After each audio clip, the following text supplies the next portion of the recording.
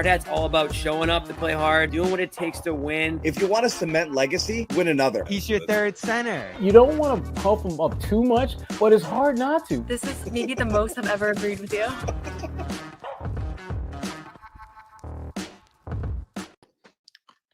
What's going on, Sherrod? What's going on? Wow. Saturday night. Chat's been rolling for a while. Thank you guys for joining us. Really, really, really satisfying win if you're the Celtics fans. And yes, this is the Luke Cornett show. Luke, it was so good. Doris said the line. She said the line. He's your third center. How lucky are these guys? Look at this. He's a third center. Yes, it is. It's the Luke show. It's the Tatum show. It's a lot of things going on, but look, we'll get into every individual performance for sure. Thing that pops for me right out of the gate, and yeah, this would be a Toscano hard hat game, but he's off singing. He's regaling people with his pipes right now. But the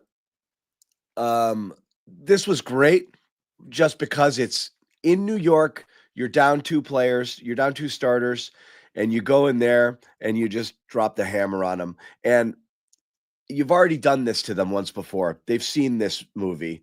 Right. And they didn't want to see it again. The sequel is even worse, though, to me. The sequel's way worse because now in the standings, you have to cut the lead. You get to within a half game, even up in the loss column with this if you're New York.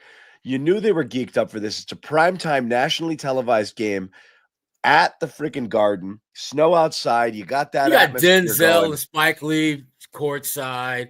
And I always love me some Matthew Modine. He doesn't get enough love, but he's hanging there too. True. And they're there. Chris Rock courtside. You've got the celebs. And they just got drilled in another embarrassing way, like they did opening night. And this has to make you feel, if you're a Knicks fan or if you're a Knick, that you're not there. You're not you thought you were. You're not. So night one, shooting variance, I guess. And there was a lot of that tonight too. Celtics shot the lights out. Tatum had one of those crazy Tatum games. Pritchard couldn't miss. So I guess you could chalk it up to, well, they shot the lights out twice. But if I'm looking, the thing that stands out to me is I cannot see how a team with Brunson and Towns on the floor at the same time is going to be able to defend the Celtics. I just don't see it. We saw how problematic that could be tonight. And the biggest issue with that is not only can those guys on the floor not defend the Celtics, but then when you go at the other end of the floor, when the Celtics are playing help side defense the way they did tonight, you can't beat them. You're not going to be able to beat them. In New York, this game was pretty much a wrap, even though the score didn't reflect it. But this game was a wrap by the early second quarter because New York, they just could not figure out any way to combat Boston's ability to take away all the stuff that they wanted to get. It's like when they would get even a crack of space at the rim where they're looking to score, there would be someone coming from their blind side to take that shot opportunity away. And flip side, defensively, the thing about Karl Anthony Towns that I think sometimes we forget is that the reason Minnesota gave away the farm and then some was because they had no interior presence defensively. That's why they went and got Rudy Gobert. And now you're starting to see why Minnesota was so freaked out about having Karl Anthony Towns as their lone or primary defensive interior presence guy, because he can't do it. I feel bad for him in some respects because he is a shooting guard / small forward trapped in a 7-footer's body. And no matter what he says he's going to do, and no matter how position they want to put him in, he's never going to get away from that. Yep. I mean, Tatum destroyed him at both ends of the floor, and that shouldn't happen. It shouldn't happen at both ends of the floor. You should be able to make their 6'8", 6'9" power forward punish him if you're a 7-footer. And Karl Anthony never could do that. Yeah, and look, let's be fair, because again, I do want to, you don't want to cherry pick facts here. He was doubtful, upgraded, I think, to questionable. So we actually didn't think he was going to play, and he did play. Mitchell Robinson, who I guess plays basketball for the Knicks, also isn't there. He's on a payroll. He's on the payroll. He's targeting a March return, but again, that's another player who can make a difference if and when he was ever able to play. I just, I need to see it first. And, you don't have, Anunoby. OG, right. So you're without OG. So both teams have issues. So you're not seeing what it would look like if they faced each other fully healthy in the playoffs here. But, you got to consider it a wash, if not, New York coming up on the plus side in terms of who was available to them tonight. And they still drilled them. So they got drilled. I will say, I see what Jude is saying here.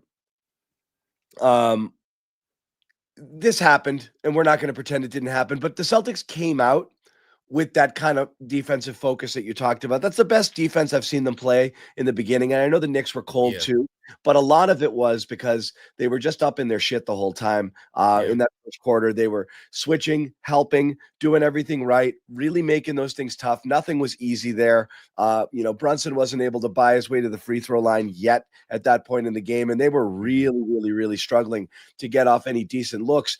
And I'll eat this one right out of the gate. You're without Kristaps and you're without Holiday. What are you going to do from the starting lineup? I did not think you were going double big with Kornet and Horford. I just didn't think it. Didn't see that, yeah. And it worked. My God, it worked. It worked instantly. And not just did it work instantly, they double big all night with Kata and Luke and Kata and Al. Even put some Tillman minutes in there. Made a huge difference. The offensive rebounding was a huge story. The rebounding in general was a huge story in this game. The Celtics bigs ate them up. And without Porzingis, when would you think you'd be able to say that? They ate them alive. And this is the problem for a team like New York. If the Celtics bigs are eating you up, and that's like the weakness of the Celtics, what the hell are you going to do? Because you're going to get outplayed. The Boston Wings are going to outplay you 9 out of 10 times. You just know that you just have to live with that. But when you are getting your ass handed to you by Luke Kornet, by Kata, by Al, you have no shot at beating this team. In fact, if you can stay within like single digits, you're actually playing well. Because if they're dominating the play, I mean, Luke had 4 or 5 rebounds, I think, in the first quarter. And Kata, I think, had like 4 or 6 points or something like that on putbacks. In the first half, there was just no way New York is going to win this game when those two guys specifically are outperforming you at the level that they did in this game. Yeah. And so, let's kind of start with it and really what it got down to. You had Tatum, you had primetime Tatum. This is reminiscent of primetime Rondo. Is that what you were thinking of? No. John, we're there. I'm thinking this is playoff Rondo that we saw. As far as there's not the way just you play playoff Rondo.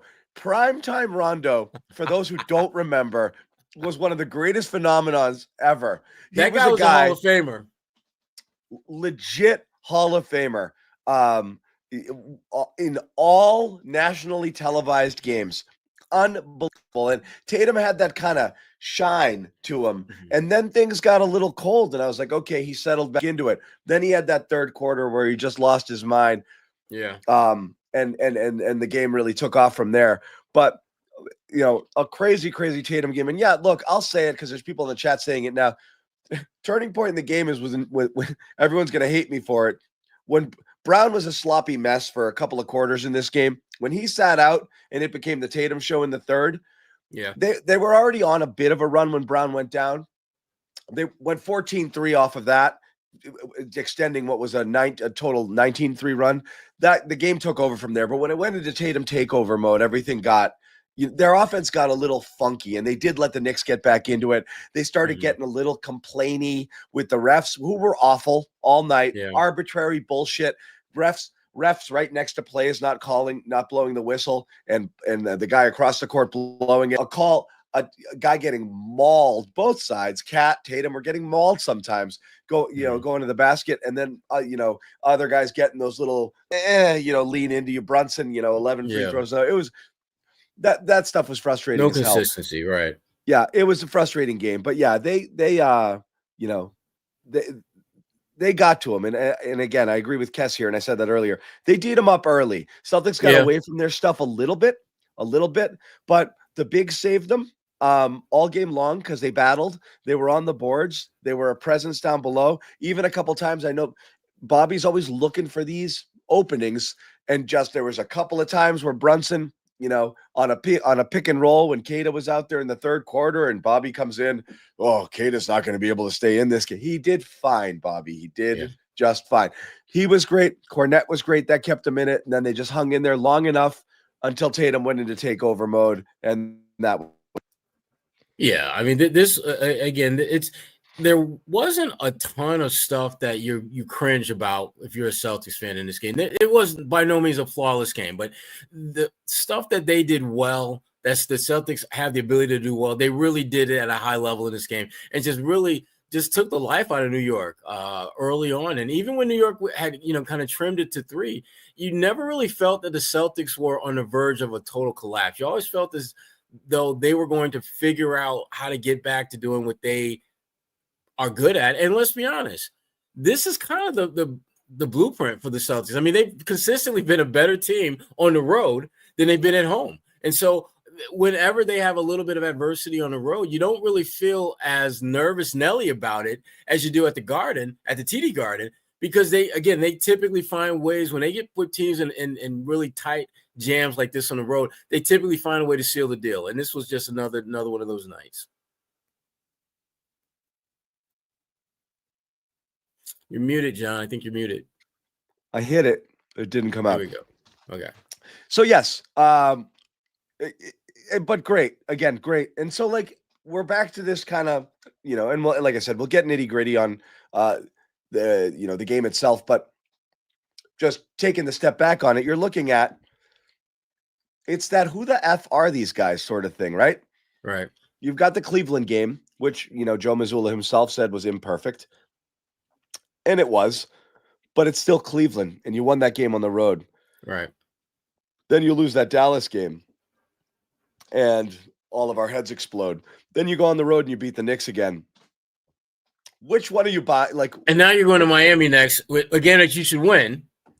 But does anyone feel confident that they're going to go there and handle their business? Which of these in the ones the team that played Cleveland in New York, or the one that shows up once every 3-4 games and makes us want to question why we do this with our lives? Yeah, as much as we hate to embrace it, this team is committed to being one of those flip the switch squads, because there's no other explanation for how you can absolutely beat the crap out of New York, lose to an undermanned Dallas team, but then beat a Cleveland team, but then find yourself struggling against subpar to average NBA teams on the next night. And often the wins that you put together against really good teams like New York, you do them undermanned. So it makes even less sense for you to be able to handle that. This team, I think there's a subconscious flip the switch action switch that they're flipping. And they'll say all the right things about, no, we're taking this one game at a time. We're taking everyone serious. Bullshit. Because there's no other explanation for why you can absolutely have your way against the next best team to you in the Eastern Conference and then struggle with a team that is at best mediocre. You have to be believing that you can just flip the switch against the really good teams, and you don't necessarily have to flip it or play at a great level against the non-great teams. And that is a dangerous game that they're playing. Dangerous game. You're muted again. I put up the comment in the chat here because this is exactly what we're talking about. I get it, right?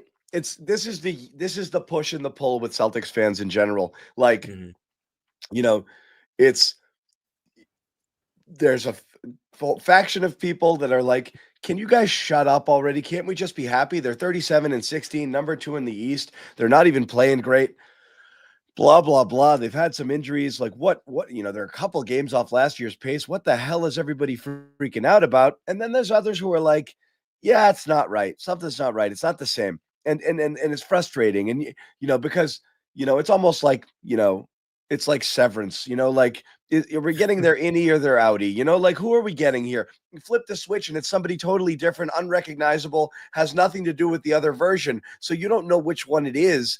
And knowing that the other one exists, if that switch is flipped in that direction, you're friggin' you're like, oh man, you know, and you don't want to see it. But on the whole, it's really hard to argue with the overall results of the season. So I get why people are frustrated or they hear complaints like this. I also get why people like our friend NHC77, and thank you for the super chat, would be like, yeah, it drives me freaking crazy. It drives me crazy too.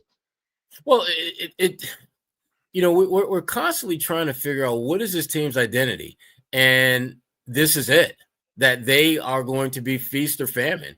They're going to play great against the great teams, and they're not going to play great against the not so great teams. They've been very consistent with that this year. And to me, it's a dangerous game when you come playoff times, because that first round opponent is not going to be a very good team. It's going to be a team that at best, record-wise, will be average. Are you going to struggle to get out of the first round and then maybe hopefully figure it out? Or are you going to, you know, make the mistake that, you know, at least one team does every playoff year, and that is lose to a lower seed? And often they lose to the lower seed because they don't play with the same focus and attention to detail and all those little things that got them that lofty record. And that's my concern for the Celtics. I'm not concerned about them facing a team that's better than them. I'm concerned about them facing a team that they don't play their best basketball against. And there are teams that when you look where they're going to finish probably second in the East, so they'll play one of those teams out of that play-in bracket. There's going to be a team there that could potentially give them some problems. And again, that's the thing that we all want to see with these guys is consistency. Either play at an elite level and be consistent with that, or play average consistent. But don't tease us like this, where you are absolutely, you know, 23-24 Celtics NBA champion squad, or you're like, you know, the team 2-3 previous years before that would play good and great some nights and absolutely got off of the other, and you never really know what the hell you're going to get. I mean, it really was like, you know, just like Russian roulette, you know, basketball version with what you were getting with this team. Yeah, no doubt. And so again, I'm still waiting for all of it, right? Mm-hmm. Like I just need it. I want to see that. And again, maybe it's post All-Star at this point. It probably will have to be, just in terms of really seeing that. But you really just want to see them do it for that 6 to 8 to 10 game stretch where you're like, this repeat emotion. Because it's, again, not only repeat the winning, repeat the process. Watch them go series of games where the defense looks like it's the way the defense is supposed to look. You're doing all of the little things. You know, you're doing well in effort stats as well. You're not being sloppy. You're not, and you're running your offense. You're not just hoping threes fall and you have an easy night at the office. You want to see all of that sustained for a longer period of time. That's kind of it. Is even when there have been wins, they've been like, that win sucked against that team. You know, so like the scoreboard, you know, the standings will say they won 3 of 4, but it's like that those guys had nothing and they had to come back from 4, you know, like that's I think what you want to see here. We are I'm getting Joe Mazzulla queued up for us. We do have Bobby and Noah down at the game. And they are going to chime in a little bit. In the meantime, here is Joe after the game talking about the win over the Knicks. Yeah, I mean, I think that their team's one of the best teams in with their runs, right? And they do it in different ways. Transition, offensive rebounds. I thought they picked up their defensive, physicality, and we knew they were going to make a run there. But I just kind of liked our poise. Just continue to stick to the game plan, stuck to the details. I thought we played pretty good basketball for like 46 minutes, and it was they test you in that, and so guys did a good job. What happened with reception before the game, and when there's a late scratch like that, how do you go about adjusting sub patterns, those sort of things that follow through? Yeah, he was sick, wasn't feeling well, tried to play, but he just couldn't do it. So, but when that happens, it just gives guys another opportunity to step up. So that's the great thing about the locker room is guys are always ready. Luke ready to start, Nimi, X, everybody. So to me, it's just about the connectivity of the team. When stuff like that happens, next guy's got to be ready to go and do his job, and they did a good job of that tonight. Luke and Nimi playing together, I think we saw it in 4 other games. How do you go about maintaining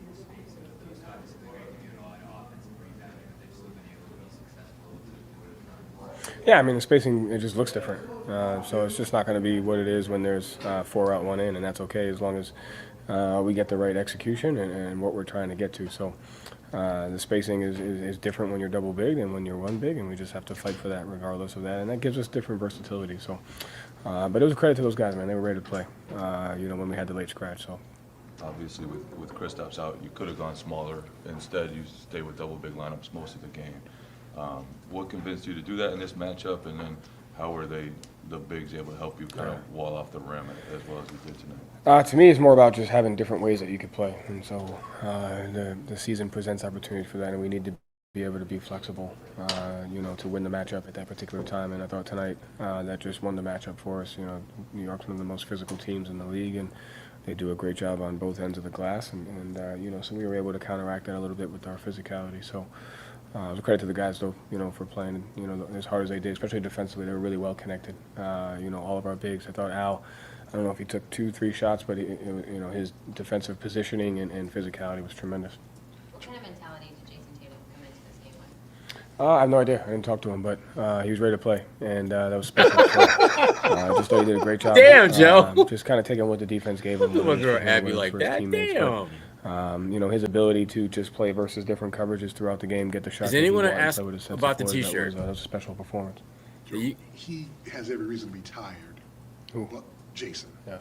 But you rode him a lot in the first 3.5 quarters. What's that dynamic like when you're just continuously you kind of go away from your usual rotations and say Jason kind of carrying us? What's that? To me, it's just you kind of get the energy of the game, you get the feel of the game, and you're just communicating. Okay, what's it look like? We took the one of the media timeouts a little early to get him back in and give him a little bit a rest on one of the other ones. So you're just communicating with all the guys what that looks like, and with the late scratch, you have a little bit of freedom to be able to do that. So, but that was big time by him tonight. I know that this stage doesn't mean much to you, but did you see it mean much to Tatum on this game, this team? Yeah, I think once you get out there, and you feel the energy of the Garden and you feel the energy of the two teams, I think once you get out there, it was obviously a game that the guys wanted, and it should be that way. But at the same time, we have to do the same thing, 36 hours, whatever it is from now. So but it was a great environment, and I thought the guys kind of relished in that and stuck together. What does he provide when he has one of those starts with the Celtics? Who? Oh, yeah. Again, it goes back to just his ability to be aggressive, right? And his pick and roll reads have been great, right? Whether it's with Jason, whether it's with the 5. And so he just does a great job of just kind of finding advantages. And we need him to continue to play that way. And, it's great to watch him.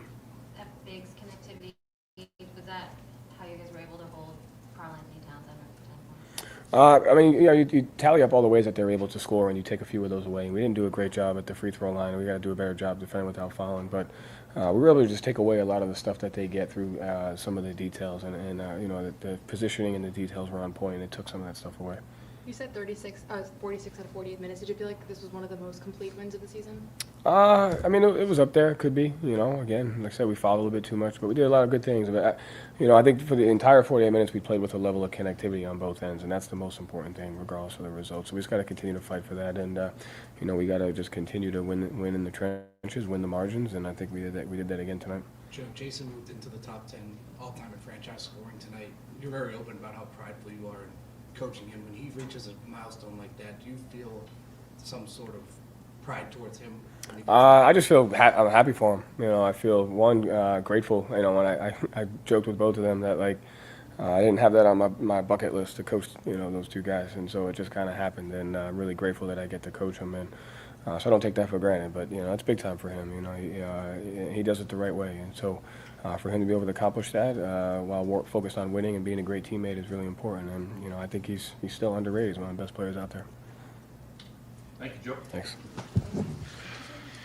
First team All NBA multiple years. I'm not sure how underrated you are when you're first team All NBA for. Was he still talking about Brown or Tatum, or did he lump Brown into that convo? That's what I wasn't sure. I thought he was still talking about Tatum.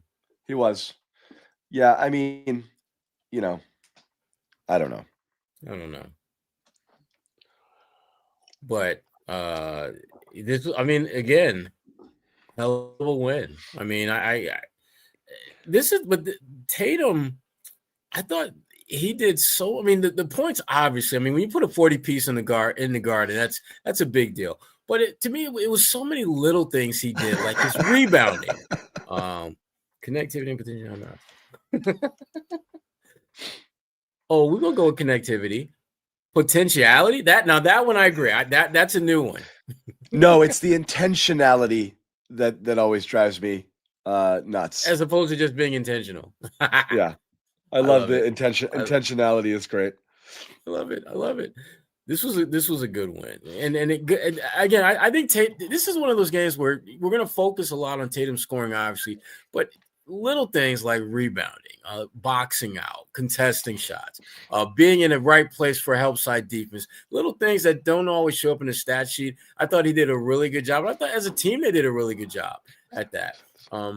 There was a definite intentionality to what they were doing as a collective group.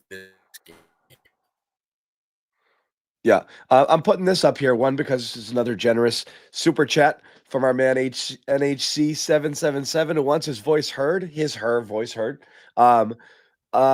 Look, someone put the record up earlier. Mm-hmm.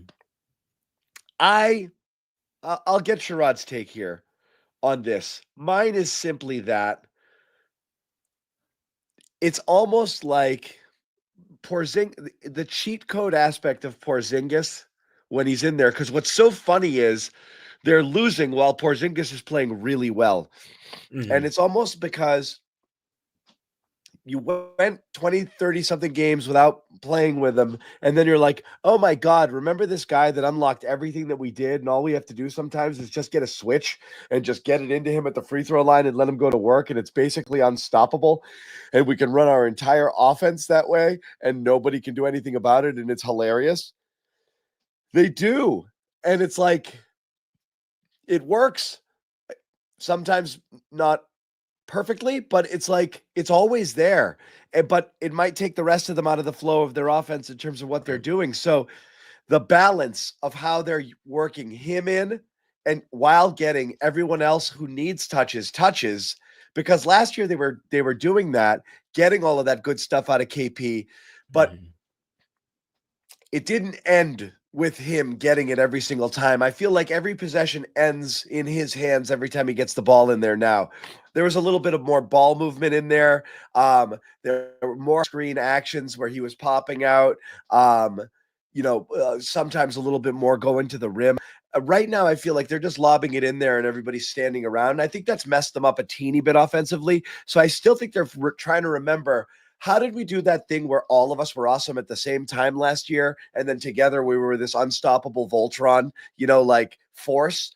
And they haven't figured it out yet, but I'm not putting it on KP. I disagree that to the bench is a solution.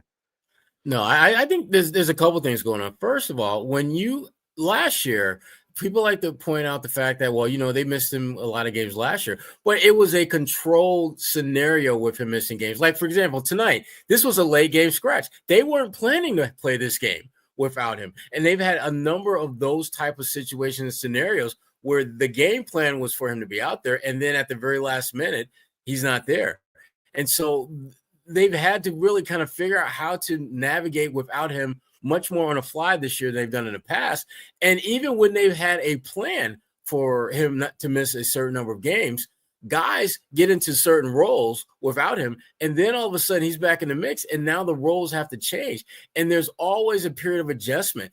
And they really didn't have as many of these highs and lows as far as that is concerned a year ago. So even though he's missing games similar in some respects to what happened last year, the impact that him missing games and the timing of them preparing for him to be out is a little bit different, and it's thrown things off a little bit. But the bottom line is this: when you get to the playoffs, you are going to need him to win. I think the Celtics were damn lucky to get a championship last year and not need him as much as they could have possibly needed him to get over the hump. I don't believe the Lightning is going to strike twice. I think for them to win a championship, they're going to need him to play. And the more he gets into a flow and rhythm of doing the things that he's accustomed to doing, the better I think they're going to be in the playoffs. Because remember, at the end of the day, that's what this is about. This isn't about whether they can, with their record with Porzingis, is what is he going to do once we get to the playoffs? Can they win with him on the floor in the playoffs? And I think more times than not, they are going to find a way to get that done.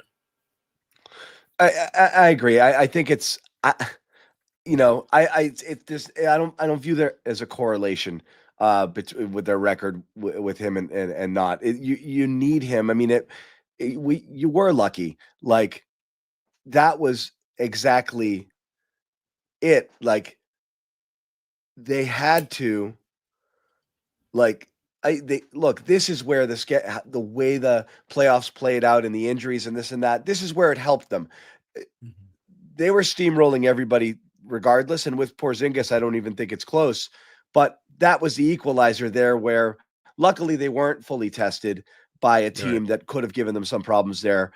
And I really did say that, Porzingis not playing in that Dallas series took what I thought was an 80-20 or a 90-10 series and made it 60-40, 65-35. Like, it gave Dallas a puncher's chance. I didn't think they had a chance in the world with a healthy Porzingis, like, for real, none. So yes, you absolutely need him. And I think it's almost silly to say otherwise. We're going to hear from Peyton Pritchard, who was next to Tatum, the best offensive player, on the floor tonight, ahead of Brunson even. He was, absolutely ridiculous, hitting daggers all night. Real quick, we want to tell you about Prize Picks because we're very close to the big game. That's tomorrow. Sherrod, yes. We'll talk about big game food in a little bit too. I wish Jimmy was here. He always makes these weird little buffalo nachos or something. Yeah. Anyway, check it out if you get in on the action with the big game coming. Download that Prize Picks app, more or less on at least 2 players. Win up to 1,000 times your cash. Great promos, as you saw on the screen. Taco Tuesday, Flex Friday, all that stuff. And the deal right here, play 5, get 50 instantly using code CLNS when you download it. But the best promo you're going to get in this is the big game free pick. And that's a free square, basically, 0.5 pass yards on Patrick Mahomes. You pick that. There it is. That's going to convert 1 square for you right out of the gate, making it that much easier to cash in. So make your play. Download that app for new users. Promo code CLNS. Play 5, get 50 instantly. Prize Picks. Run your freaking game. Back to this game. And as we mentioned, Peyton Pritchard was smoking. Another huge one for him. And again, you need it with Holiday out. And people are it's funny, people are having the Porzingis conversation, and they're not having the Pritchard over Holiday conversation, which I figured was the one that people were more likely to have after a game like this. And we'll talk about that as well also. But Pritchard, 25 points, 6 of 8 3-point field goals, really like an outstanding game for him. Again, here he is in the locker room after the game. Wow. Let's do it. What does this tell you about the team, or what you need to do to be successful looking forward for the rest of the season?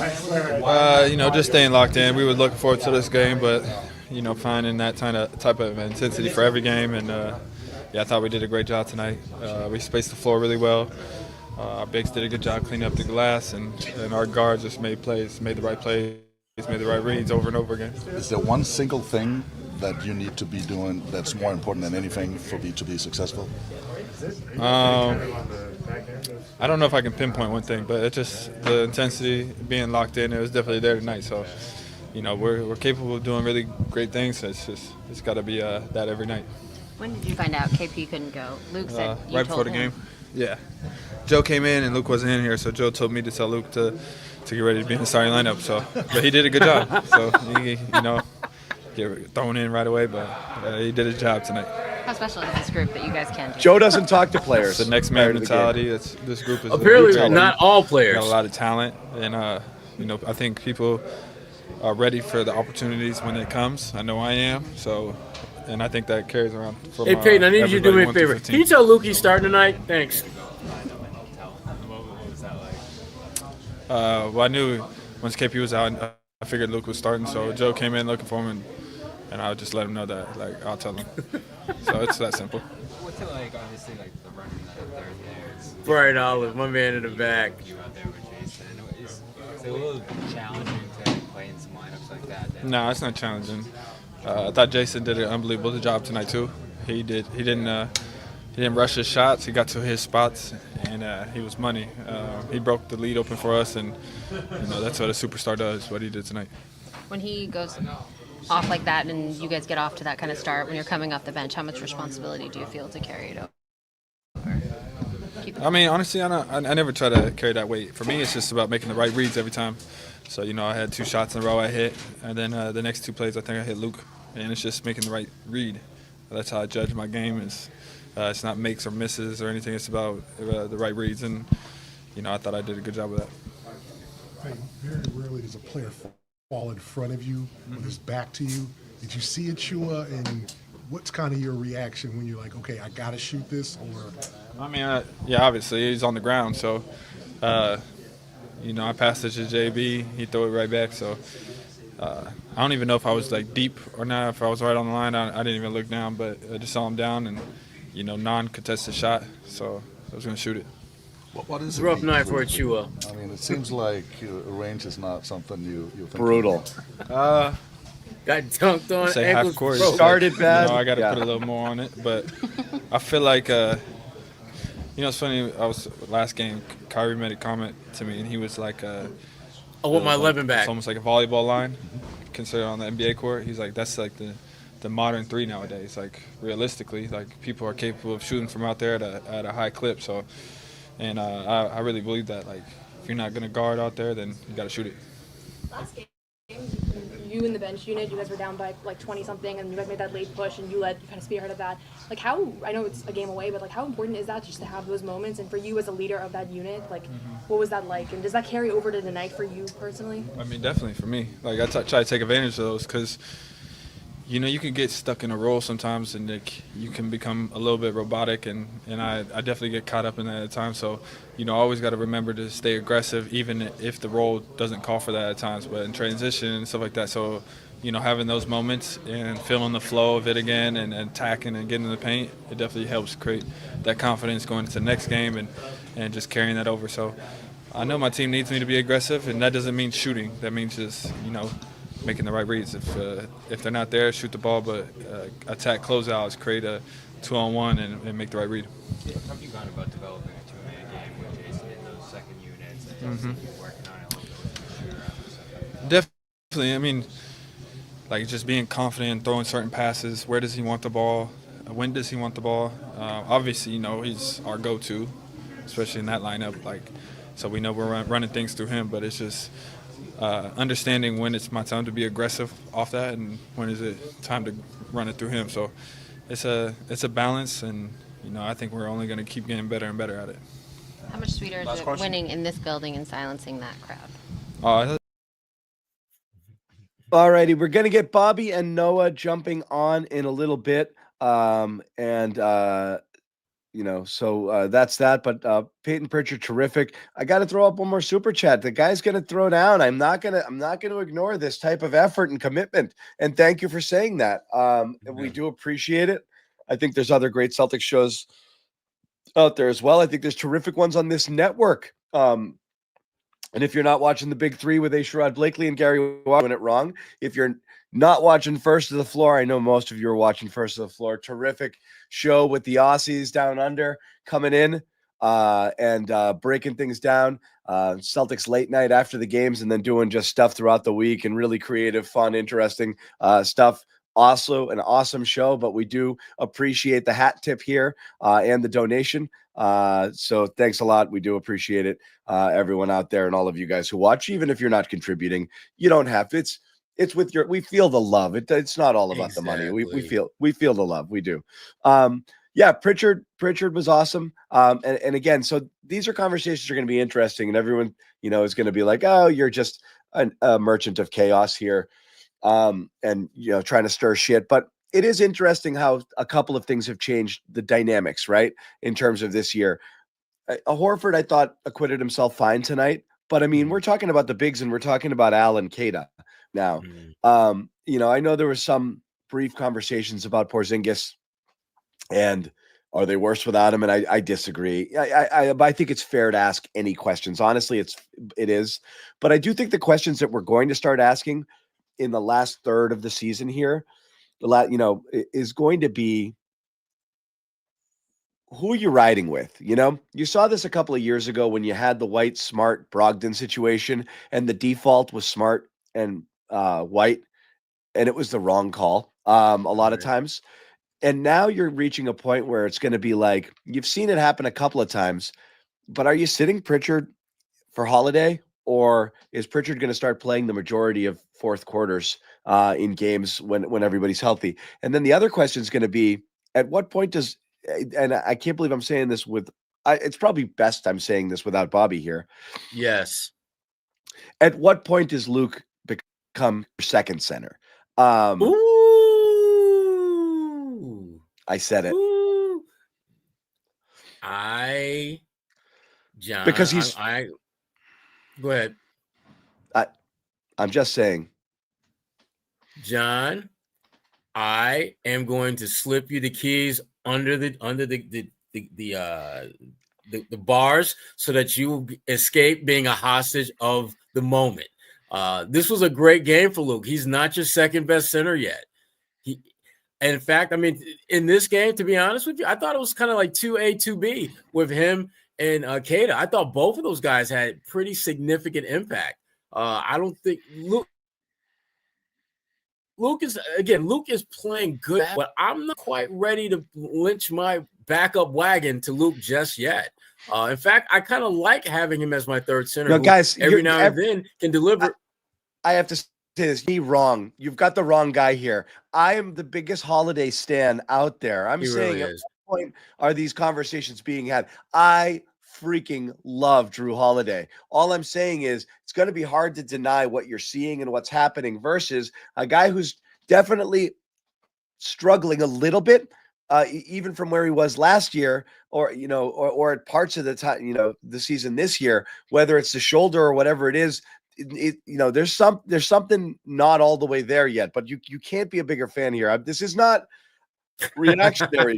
It took me 50 games to get to this point, and I'm still not all the way there. I'm saying this is a conversation that's going to be interesting to have as you get closer into it.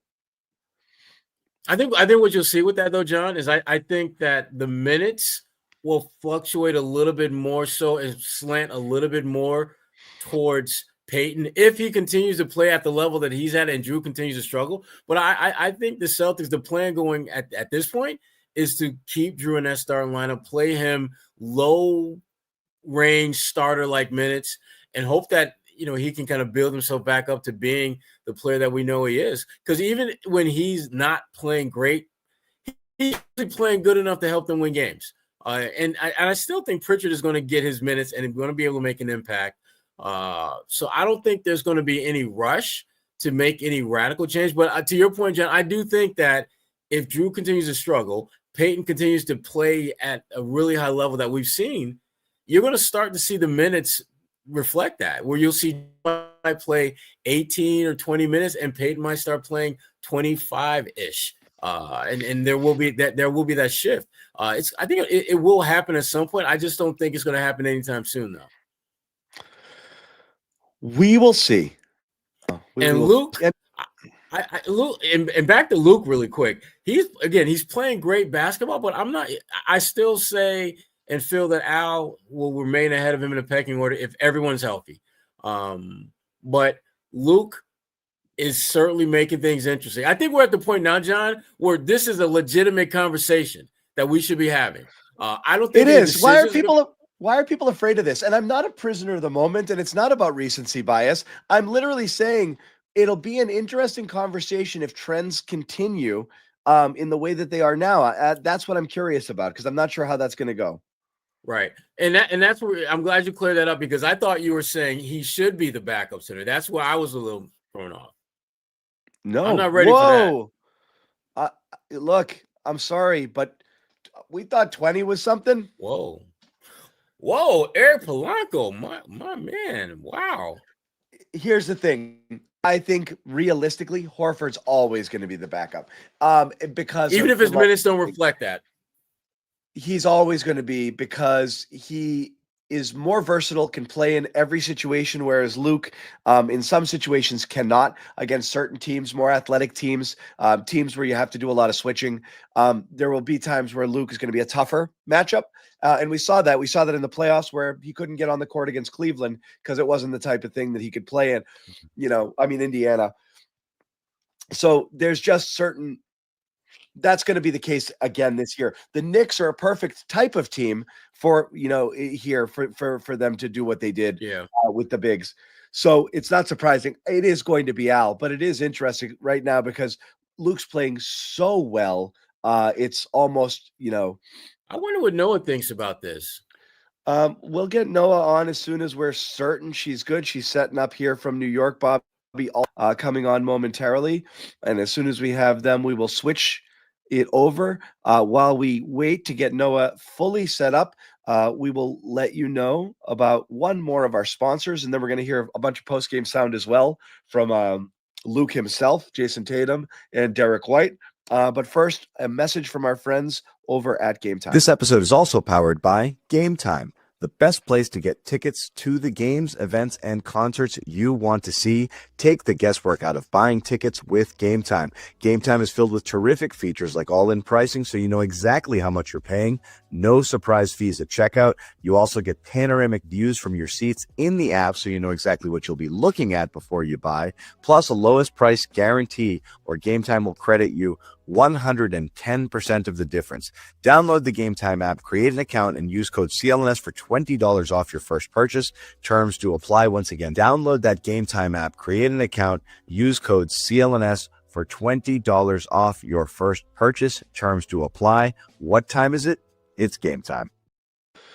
And as you see here, the Celtics will be returning home next week, and the first game that you will get a chance to potentially see them is against the San Antonio Spurs and Wemby, the new and improved San Antonio Spurs, with De'Aaron Fox as well, and Victor Wembanyama. And that is, we were talking about it with Jimmy last game, really one of the must-sees and really an exciting opportunity for people who've never seen Wemby up close. It is something. So check it out. If you can, and if you want, like I said, take advantage of Game Time. Terrific app. It's what I use when I want to get into concerts or games that I can't get into on my own. Game Time's my little buddy. Ticket prices go down the closer you get to tip-off or showtime. And the features are great. As you can see, the panoramic views from your seat, all-in pricing. So download that app. Use code CLNS, $20 off your first purchase. Terms to apply. Let's bring in Noah. And Noah, what was your primary takeaway from tonight's extremely impressive and satisfying win over the pretender New York Knicks at the Garden? John, I'm so happy to see you satisfied. I think this was a great win. I think this was one of the best wins of the season, if not the best. Not as far as like this was so fun, because I think there have been more fun games, but just as far as a complete effort. Like I really felt like they responded so well to that Knicks run, and everybody knows good teams are going to make pushes, and that was kind of textbook on responding to that run. And there were so many things to like. We talked to 4 guys post game. We always talk to 3 guys post game. But I feel like today there was just, you had to talk to all 4 of them, Luke, Tatum, Pritchard, and Derek, and each of them kind of played a big role in this one, but they're a different team when they are fresh off of a loss. And I don't know what to make of it, but it's really something. I had no doubt that they were going to win this game. And I haven't felt that like normal games this season, but tonight definitely. You're muted, John. It didn't feel, even when it got down to 3, that was happening. I didn't get that vibe either. But yes, they snapped out of it so quickly. That was the best part about it. When the Knicks had cut it down, if it kind of stayed there for a bit, and you saw it 6, 8, and it was like, oh man. But as soon as it got to the worst point, the Celtics just boom, gone. And kind of, put them behind him there with that terrific run. I think it was 19-3 run there in that third quarter where Tatum went nuclear and pretty much did it all. How much of that was the Celtics self-correcting, Noah, and how much of it was Tatum just being superhuman? I think sometimes when he goes through these stretches like tonight, it is a little bit superhuman. Like obviously he's capable of the kinds of performances, but there were some shots today that were not. They were on another level. But Derek was a big part of that too. Like he had I think 11 points in that little run there, and I think that those two guys like offensively have been so important to this team, and Derek has turned it around like this past 3 weeks, and that's been huge. And then obviously, Jason Tatum, when he's playing like that, I think he's the best player in the league, and it's just that he's not, it's not consistent, those kinds of 3-point shooting performances. But when he's like that, it's like there's really nothing you can do.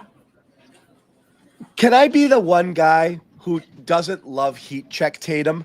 Like, I love that they all go in. I just don't know that that's always sustainable. But I will say I thought he worked for more of his baskets, and he had, like 4? Did he have like 4 dunks tonight?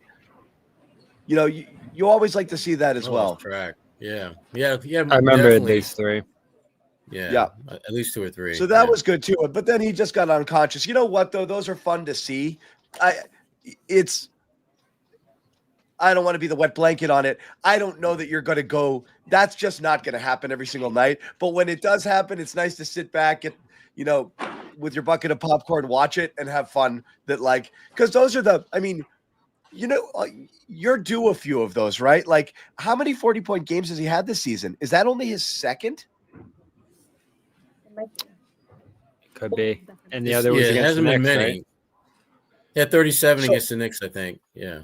So you expect like 7, 8, 9, 10 of these, right? So it shouldn't be this rare. You should get more Tatum explosion games because we've had this debate all year. You're entitled to it, right? Yeah, to the sit back and let the best player cook, and just there's nothing you can do. Sorry, this one's in the bag because Tatum's out of his mind right now. You want more of those, right? Yeah, and they love to have him. I'm sure Tatum would love to have him, but as he's talked about throughout the year, he's trying to play make and get guys involved and make the right passes and not attack double teams and all that. And that's something Joe's stressed with him. And they've obviously had a balance of rotations and shots and everything else with Jalen there. So there's a lot that he's balancing. And if he was trying to take over every night, I don't think we'd love that either. I think we'd see worse versions of it than this. But I want to ask it does need to happen. It does need to happen more often than not, because as we've talked about all year, when his usage goes up, when he's more involved, when he's the focal point, they've been dominant. They've been at their best. And I think it just continues to show with not only each passing game where he's playing more and shooting more and doing all that, but the second units with him out there and guys who are just trying to play off him, and he's the centerpiece and it's heliocentric.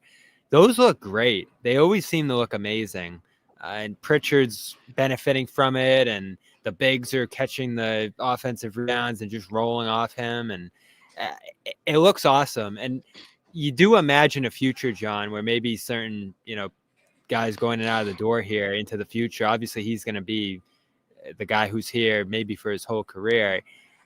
It's going to look pretty cool when he's able to really run the show. Now there'll be pitfalls to it for sure. Well, let me ask everybody this, Bobby. Is this like, because this was part of the Kristaps Porzingis conversation we had earlier.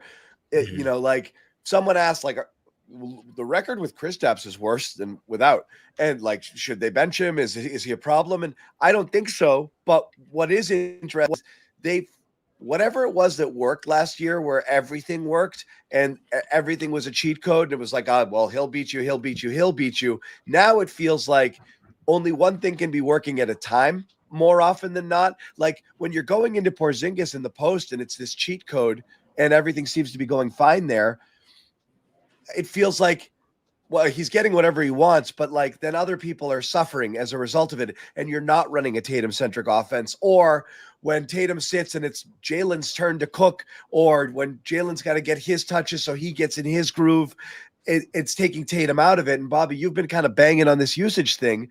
Do you almost need to go back to some form of roles or like expectations, or just stuff the ball in Tatum's hands and be like, guys, this is where we start, and then we'll figure everything else out off of this? I'm wondering if it's almost become too democratic at times, and that's one of the reasons why What looks sometimes inconsistent or imbalanced? Well, a lot of times it's just going to be based on how they're guarded. And when Tatum sees more single coverage, as we've talked about in the past, he's going to be able to take advantage of that. And I think in this game, he was able to get to good spots and quickly shoot, and threes falling helps too in that circumstance. So I can't imagine they'll go away from trying to find balance and keeping guys involved and everything like that, because there's obviously more to it than the offense. They need guys locked in defensively and invested, and everybody needs to feel good about themselves. And I think that's something Tatum understands too. So you'd love a world where Tatum could average 35 and solve all their problems every single night. But they need everybody here. They need all these guys, even all the way down to Hauser. Like, all these guys need looks. All these guys need their rhythm. All these guys need to be able to give them their best. So as much as I have pushed for a little more Tatum, a little more revolving around him, I get why they don't want to go in that direction. And there's still the rotational effort to have Brown feel good and get his looks. And, in this game, John, I will give Joe a lot of credit. I feel like everything flowed well through all the lineups. You had your Jalen stretches, you had your Jason stretches. What do you think, guys? Like, does it need to be a more Tatum? Do you need more Tatum right you need now? A little because more. Again, Noah, Sherrod? More Tatum. More Tatum. I mean, and because one, he's your best player. Two, the numbers bear out how much better you are when you're getting more Tatum. And so that there really isn't a whole lot of reasoning behind why we don't see more of that, other than you just want to just kind of spread the wealth, so to speak, a little bit more. But it's really not about spreading the wealth. It's about putting the team in the best position to win games. And the numbers don't lie. You're at your best when Tatum is a significant central focal point of what you do out there. Honestly, I think it ends up being a lot more about how he's being guarded. Like tonight, I don't know what they were doing to him, but like they really were not overreacting to him at all, and it cost them because he had a really good game. And there have been lots of nights where teams are blitzing him. There was a game like a week or two ago where they were blitzing him when they were up by 30. Was that the Bulls game, the Bulls home game? And it was just like, if he was like, I need to take my 25 shots because my usage and because that's when our team is at our best, then it would have not been a good coherent offense. So I think it just depends on making it not to be like a Celtics bot, but like making the right read, and like genuinely, sometimes it's not him taking 25 shots, but tonight it definitely was. I mean, he had a lot of good looks. Besides for a couple of those heat check threes, like he had a lot of great looks. And I'd rather, I think they can win different nights. Like some nights it's going to be a Tatum explosion. Should we see more of these? Probably, but a lot of times it's going to be Jarek has 20 and Jalen has 20 and Drew has 15, and like those nights are fine too. I do think there's something to the Porzingis starting lineup rhythm thing, and I know people were so mad when we suggested earlier in the season about like maybe they do better off with him coming off the bench, and he's been phenomenal in the last like month and a half. So I don't think it's as slight towards him, but I can't figure that one out. Like a guy like Luke, there's no plays being run for him, right? Like Luke is just finishing around the rim, cleaning up a little bit. He was great, but he's not, there's no plays being run for him. So I don't know if it's just one of those things that like there's just almost too many cooks in the kitchen. Like I felt last year, even when they were down guys, they were better. Like down a starter, they really thrived in that chaos. So I don't know if it's Porzingis or if it's just almost like too many stars that need the ball. That's it. What's funny is you can't do it differently with this team. You have to let them all be involved. It does obviously have to do with how hard. And if Tatum's getting triple teamed, he's got to be the table setter a little bit more. He's getting blitzed all the time. Ball's got to get out of his hands quickly. He's going to be more of a facilitator. Obviously, like the defensive matchups and how teams are playing them make a difference. But this is the problem with super teams is it's not ego as much as in order to utilize everybody's strengths, sometimes there's almost just too many. I hate saying too many cooks, but there's just too many people, too many mouths to feed. It worked last year beautifully, but it's hard, right? It's hard because at any point in time, this is what we expected it to look like last year. Yeah, exactly. How is it going to work with these touches? And it did. But I'm looking at tonight's game, for example. We're not going to spend a freaking second talking about Derek White. He was great, but he only took 9 shots. He was 4 of 7 from 3. If you wanted this to be a Derek White game, Derek White could have had 30 tonight if you just denied him open. He was in a groove, but he was just barely involved because he didn't need to be super involved because you were going in other directions with things. Like, it's so easy to forget about people, and they could be having great games or in a groove, and you're not always going to be able to maximize not only the talent you have overall, but the hot hand sometimes, because it's got to run. And Sherrod, you got to lean over. You're all a little off the screen here. You got, because it's gonna. Tatum's gonna get his touches. Porzingis is gonna get touches. Brown's gonna get his touches. It's unavoidable. It's unavoidable. So it is. It's like it's a good problem to have, but I think that speaks to maybe some of the struggles more so than anything else, which is like, that didn't work this time. Maybe it'll get him next time. And, I don't know what it is. It's slightly different than last year, and it shouldn't be. But that's why they need to. That's why they need to play their democratic. This might be an in the future thing, which is like it's going to be hard to have a team. It's going to be hard to have this type of team for much longer, and it's why it's nice to have role players and really a number one and a number two and a guy who shoots. I mean, we'll look at Luke in a minute. We're going to hear from Tatum first. Okay. No, he knows. It's incredible. It's crazy. If a player makes all his shots in the game, a teammate, did he take enough shot, or is that just the perfect execution on the game? Wait, what'd you say? If a player makes all the shots in the game that he takes, did he take enough shots? I mean, I would it's say like a riddle. It's like an SAT question. Shots, right. Just anybody. I'm just. Luke took enough. Luke took enough. How was it playing this game? It was great. It was great for us to respond the way that we did, especially with some guys out tonight. I like the way we were connected on both ends of the floor. Our toughness showed tonight. Jason, you were aggressive from the jump. What was your mentality coming in? We lost last game, so then finding out the KP was out right before the game, knowing that it was going to be a challenge. And I saw Denzel Washington sitting courtside, so I was excited about that. Had to put on a show. Tried to. What do you feel like gets you going on those stretches? Is it like the longer minute? Guys, does it get good? Is it free throws? Like, what do you feel like kind of sparks some of those? I mean, usually come when I may play the whole quarter or yes, a longer Bob. stretch. Am I waiting for anything good off of this? But yeah, you see some free throws go in. Okay, we'll let it ride for a little bit. Transition, then the tougher shots feel a little bit easier. How do you kind of sustain through those longer stretches of minutes? Do you know they're coming? Is there a way to prepare for that? Like, off the floor, like what kind of prepares you for that?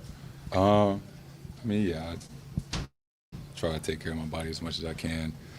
Eat the right things, drink a lot of Gatorade, and take some naps. Well placed. I play here a lot, but just the atmosphere, it seems like a movie, for regular folks, just to be in that and you hear the defense and they want to stop you and you quiet the crowd. What's that like? Do you ever take that for granted, that whole just kind of feeling? No, it's besides Boston, it's probably the best place to play. They got all celebrities, but they also have that. They got an edge about them, right? They know basketball. They're passionate. They chant and cheering the whole time. So it is a special place to play. But is it an advantage? I mean, because a lot of times you hear that the opponents actually thrive on going into Boston as well. So sometimes, to New York as well. So sometimes it might, go the opposite actually, way. they thrive going into Boston. He's right. I don't know. I got to ask the Knicks players that. Yeah. You mentioned the bigs. How important were they? I mean, Karl Anthony Towns was held under 10 points. Big Luke played his ass off today.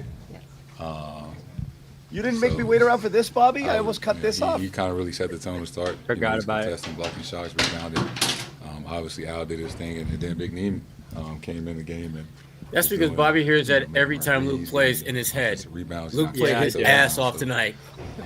Even X came in. I can't wait. Did we hear Luke yet? Kudos to those guys. We'll get there, Bobby. I'm not going to deprive you of that. They're in layup lines. Slow down, Bobby. We're going to get there. We adjusted and played the right way. Joe said he felt like this was the most connected. Bobby, I'm a pro. I'm not going to play the Luke sound without you, buddy. We're not going to do. We already had a bit of a Luke conversation, and people got mad at me for saying nice things. I'll just tell you that it got ugly. So, before we went to that, I was going to say, you mentioned, John, it's good to have role players, guys who need the shots, all that. When Luke started this game, and you saw it, I texted you guys a couple minutes into the game, and I was like, this is ABC. Luke's starting. Everyone around the country, around the world is about to see Luke's growth, how good he's been lately, how well he plays off everybody, all that. We need some music playing in the background with this soliloquy that Bobby's giving us right now. I had zero doubt in my mind that he was going to have a massive game here. And maybe it wasn't going to be 14-12 or whatever it was, 3 blocks. But he was just going to be doing all kinds of stuff that you were going to go, wow. And you just see it. And when he plays out there, remember, John, in training camp, I was like, maybe they should start him. Because when he's out there with the regulars and all the guys who are making stuff happen, he just makes the game easier for those guys. He catches it. He makes a quick pass. Someone else catches it. And, the offense is just flowing. He's screening all over the place. There was a Horford 3 early where he's screening the guy like by the basket who's supposed to be covering Horford, and Horford hits a 3. He's got like 6 offensive rebounds in like 2 minutes. He's everywhere, and he makes stuff happen. Sherrod, do you see what he does to me? Before he jumps on, I in earnest say that, you know what? It's feasible. We can start talking about whether Luke should be your second center. And then this freaking guy comes in here and starts talking about him starting. He has to one-up me every time and then make me push back on it. I can't ever say nice things without Bobby having to raise the stakes. Like, we're going to try to get him to the All-Star game next. I mean, it's impossible. Let's get him some MVP votes while we're at it. But Noah also predicted a Luke Cornett game, and she's not compromised. So let's hear from Noah for a minute. Yes. I think you're Noah's muted. got the Brockton Wi-Fi. Try again, Noah.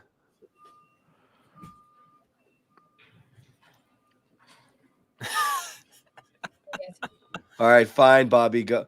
No, we can't hear you, Noah. No audio It's at the all. universe saying, I need to keep talking about Luke. It is. Look at exactly. All right, go ahead, Bobby. Yes, now we got you, Noah. Please, God. Yes. Please. I don't understand what's happening. Okay. So I was just gonna say I don't love defending Bobby on this, but he's right.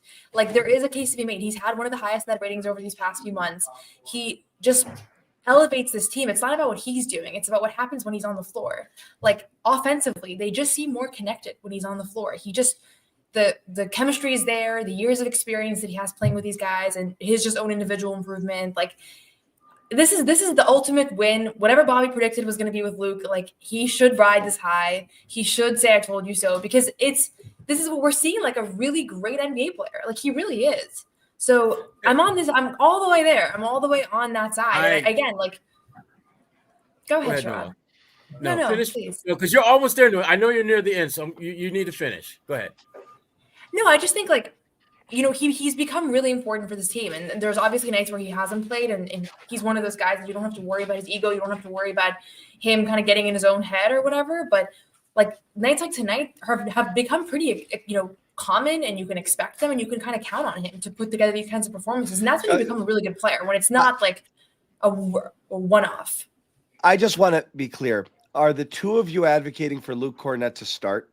No, I'm not. No, I'm not. I'm just saying, Bobby? when he's out there with the starters, Bobby's answer is amazing I things kind of happen. am. Yeah. Bobby's yes. That's a yes. No, and it might not be starting. It's getting him more minutes with the starters, maybe the way you're running your rotations, maybe just getting him more minutes in general. But he needs to be out there more often, because when he's out there, good things happen. And he's 24th, at least based on the numbers I have right in front of me here, in the plus-minus category since the new year.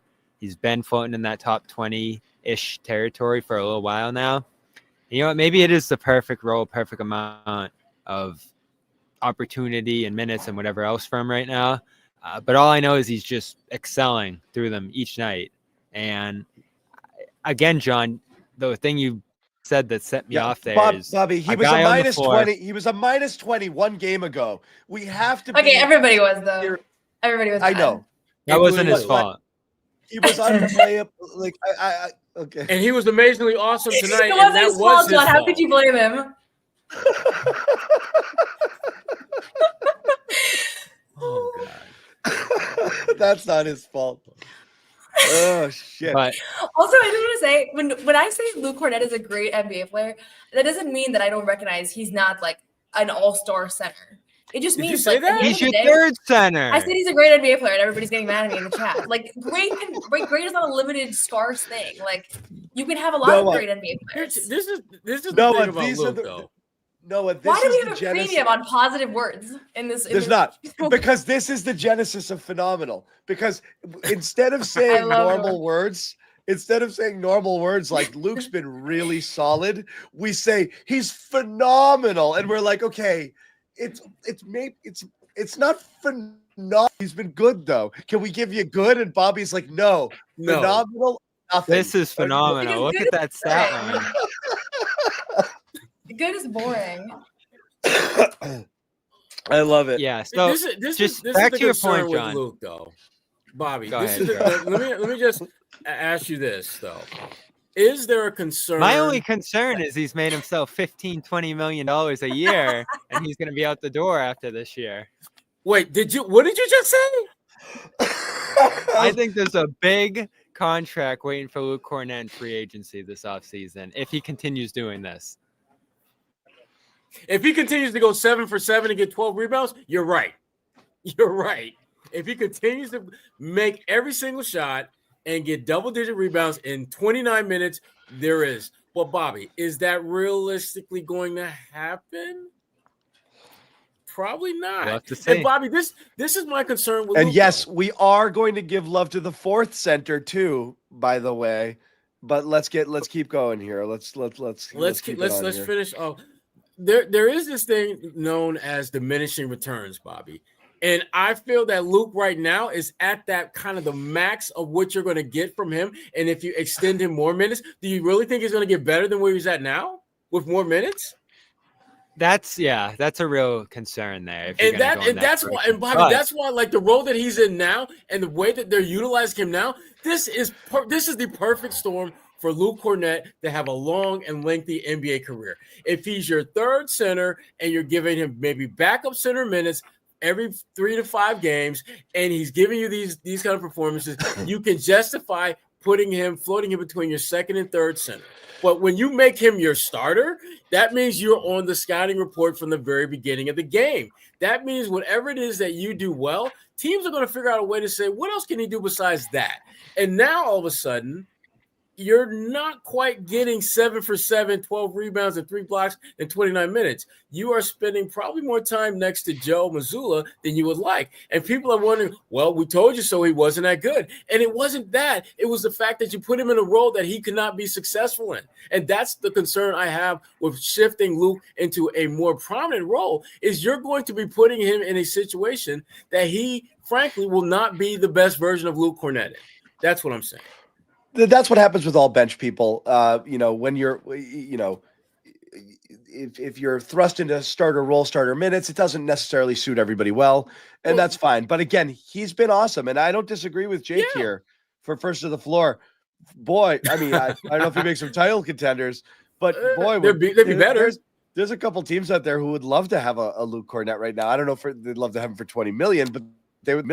Oh, I do. They don't want it for 20 million. So I don't know if I dropped this earlier in the year. I think I alluded to it, but over the summer, he was obviously out there in free agency, and there were a couple of teams after him.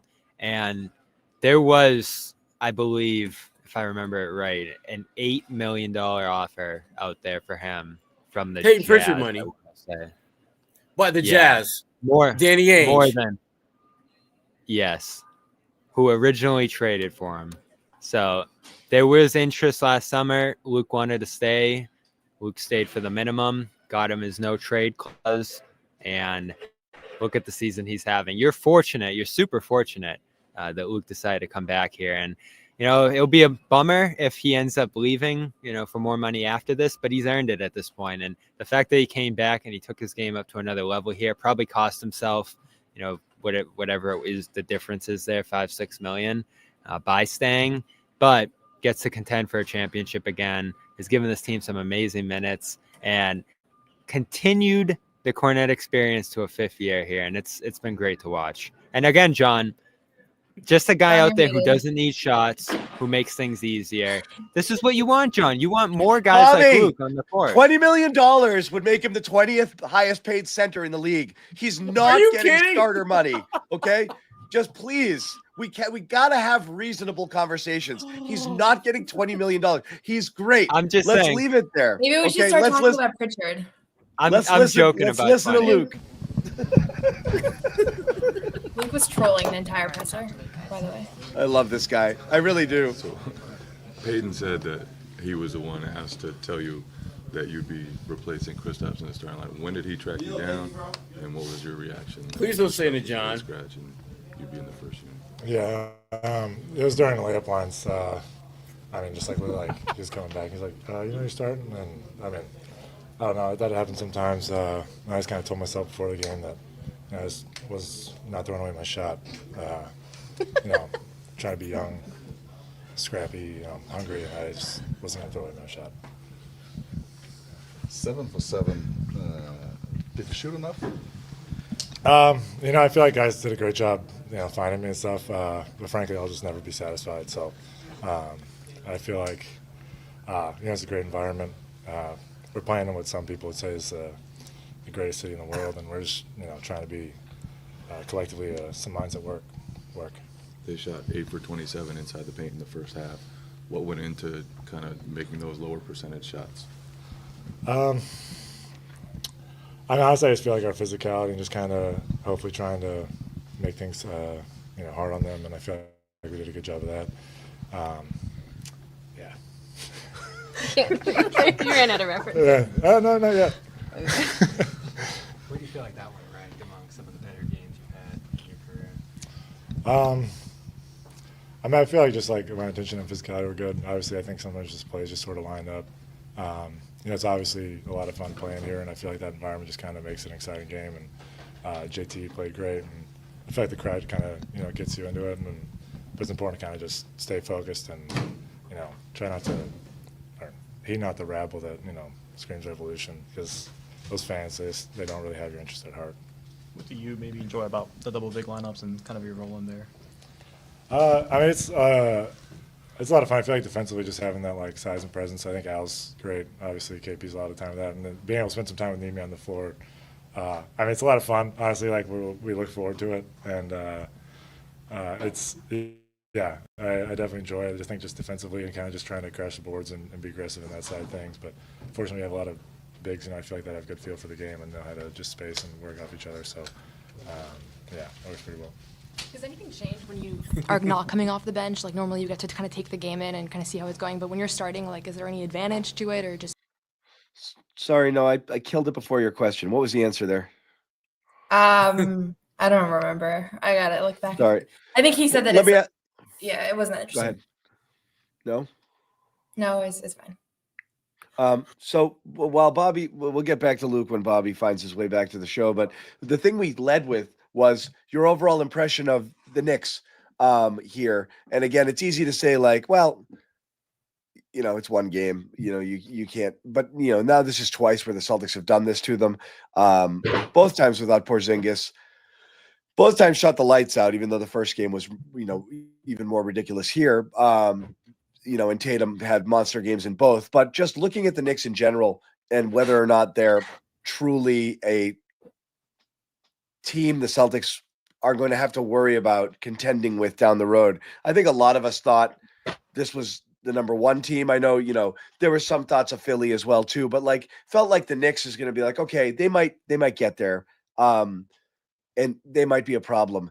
And I don't want to base it entirely off of this. I don't think they can be in a 7-game series against the Celtics, even if both teams are fully healthy. And I know, each side is missing a couple of guys here, but I don't know that team with Towns, who again I know is hobbled, and Brunson playing the minutes that they're going to be playing is going to be able to defend at a level to be able to hang with the Celtics and beat them 4 times in 7.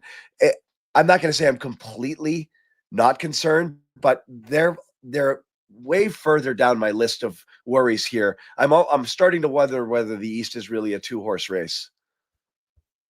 Yeah, I mean, they haven't looked great in these games. Still just 2 games and everyone overreact. And I do think that OG Anunoby probably is the most important missing player here. Yep. Between the 4, the 4 key ones that are missing. I don't even know what to make of Mitchell Robinson. He hasn't played all year.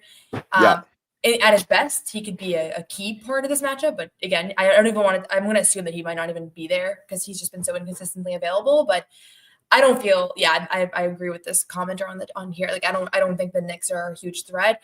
The one thing I will say is that the Celtics are probably their biggest threat here, like themselves. Like, if they don't come out and approach any of these any of these series in the East at their best, like, anybody can beat them because it's basketball, and we've seen that at a very extreme level with some of these regular season losses. But at their best, and they're going to be locked into a series against the Knicks, whether it's the first round or the second round or the conference finals. Obviously, they're not going to overlook this and this team and the hype and the building and everything.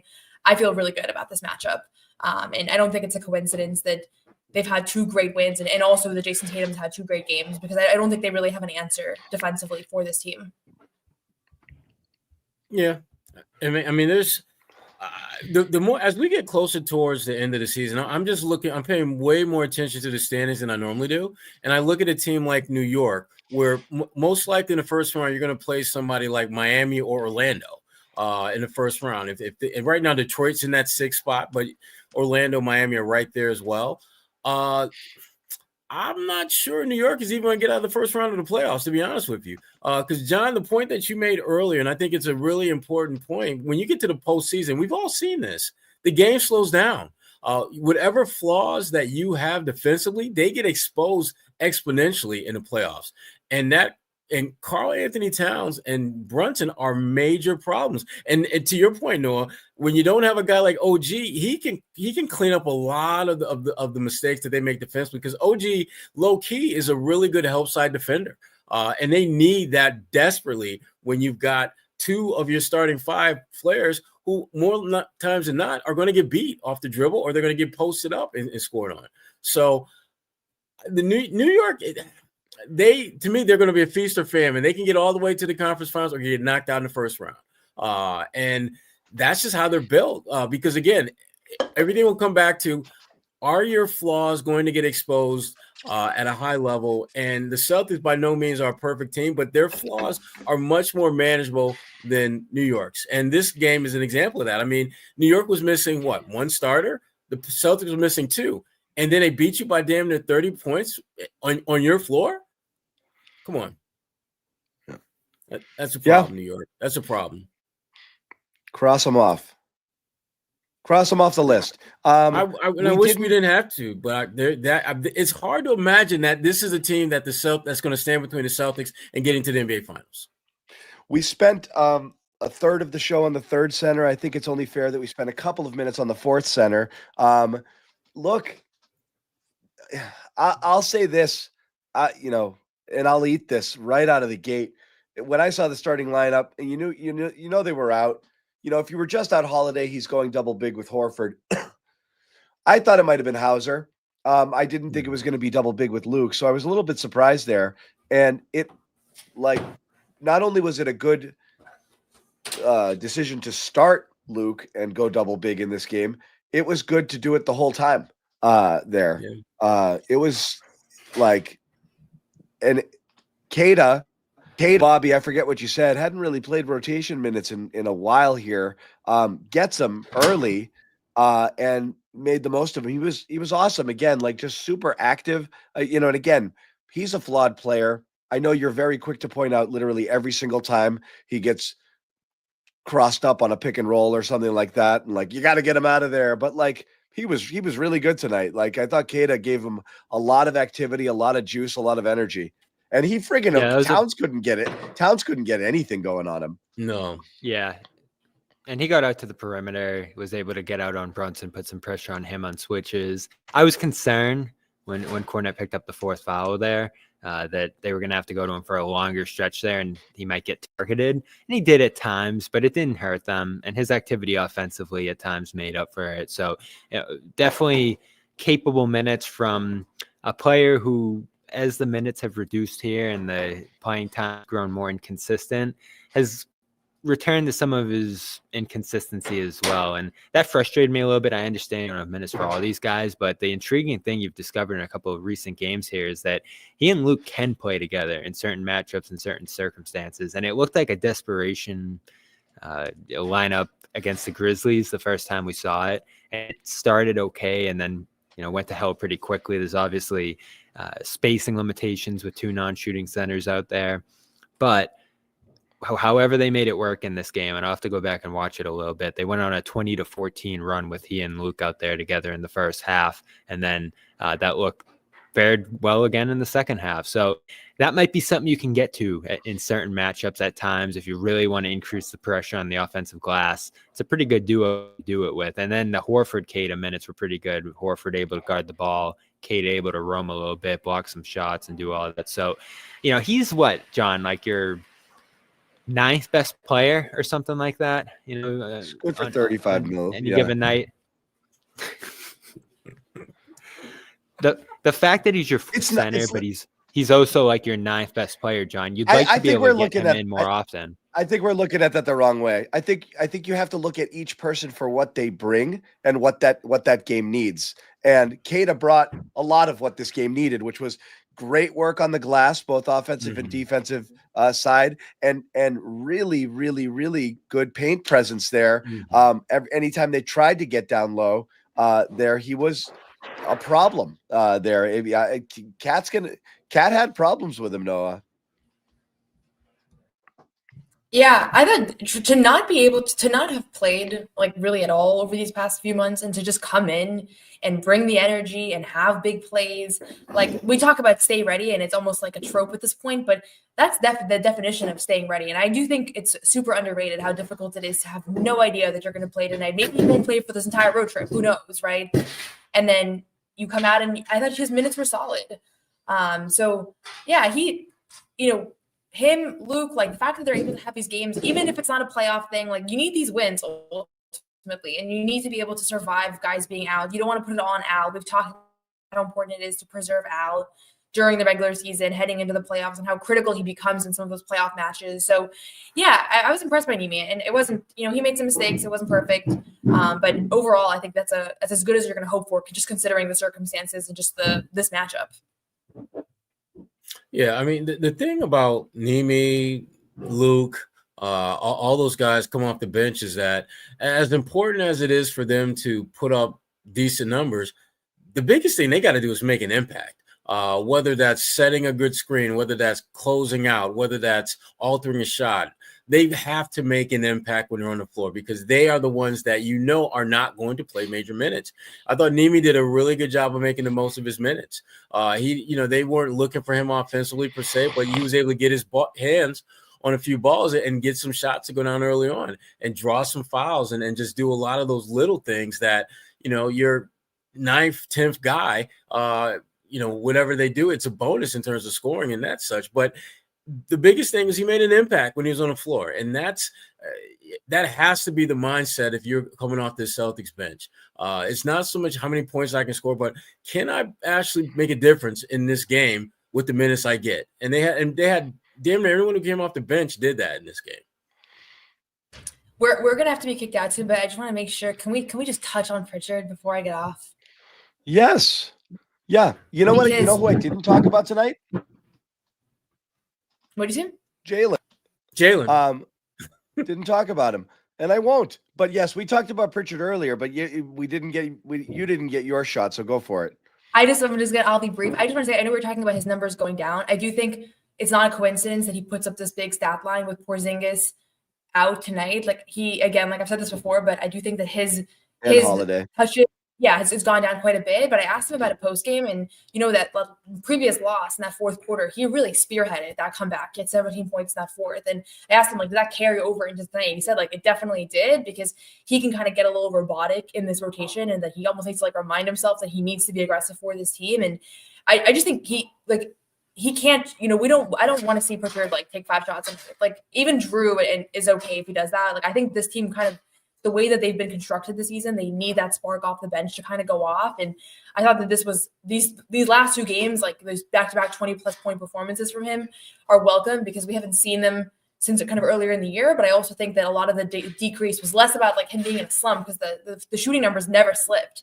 It was just the reality is like he's one of the first people to have to sacrifice their shot attempts. And so I'm advocating for him to keep getting these shot attempts and to keep being in that rhythm where like he's being aggressive and kind of looking for his, because I think it just makes this team so much more dynamic. Should he be starting? Should he be the starter? Okay. No, I'm not. No, I'm happy Okay. with him off the, I love him off the bench. I love having guys that can score off the bench. Look, I think the thing. Pull the Luke card. Just making sure we weren't pulling a Luke card. The thing you said, I think, just kind of dovetails off of the bigger conversation we were having before. There's just too many guys who can do good things here, and sometimes they're not able to be utilized. And as we said, you see White sometimes. I mean, it was Holiday all of last year. He seemed to eat it while everybody else, was doing their thing. Pritchard is that. What Pritchard needs to be successful now, where's that coming out of? You know what I mean? It's like it's got to come out of somewhere. And you've added Porzingis back into the mix, and that's taken away from White. It's taken away from Tatum, taken away from Brown, taken away from Pritchard. So it's weird. They are finding that balance, and you're right. Pritchard does suffer a little bit there when he's got to kind of compete for this because there's just not as many, looks and touches and shots for everybody here. Especially what he's been accustomed to getting because of all that he did in the early part of the year, averaging 16 points a game through the first 2.5 months of the season. Bobby and Noah are getting kicked out of the Garden because they are tough there. Tough. It's regs. the only arena. I don't know why. They get after you. The LA Forum can be a little bit tough that way too, but they're tough there at the Garden. Subscribe to our YouTube channels here. I don't know, Jake, if you guys are doing a show, but if they are, you guys should absolutely be watching First to the Floor and Celtics Late Night coming up here. Again, sign up for Prize Picks if you haven't. The big game is today. Promo code CLNS. New users play 5, get 50 instantly. Game time. You want to go check out the Celtics or anything, in town or wherever you are. Download that app. Code CLNS, $20 off your first purchase. Once again, the Celtics with possibly the win of the year going into New York, taking down the Knicks. This is now the 2 beasts of the East on the road with Cleveland and New York in 3 games. The Celtics have gone into their buildings and won these games. Has to make you feel better overall about where the Celtics are right now, as opposed to games like Dallas, which makes us all feel shitty and then yell at each other and argue, and nobody likes doing that. So we're much happy. Fighting after Dallas? No, I'm just saying the chat's frothy. We're okay. Everybody's a little.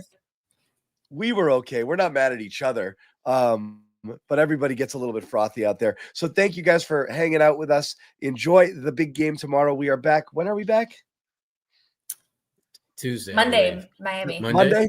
Okay. Monday, Miami. Monday, Bobby Miami. and Noah are heading to Miami as well. Bobby never misses a bucket hat opportunity, so he'll be wearing it down there in Miami. Noah's heading down there as well. So much more Garden Report coming to you. Then we'll have Jimmy Toscano back as well. Thank you guys very much for watching. We do appreciate you, everyone with the super chats. That was great. And we will see you on Monday. No one's sneaking a vegan brownie by me, I'll tell you that. Okay, you know what, John? We're going to do it. You have to feel that way too, Bobby. I have to feel that way. Yeah. Slide Al over and make Luke your first center. Bobby, we gave you Luke hour early. We're not going to end this on a damn conversation about Luke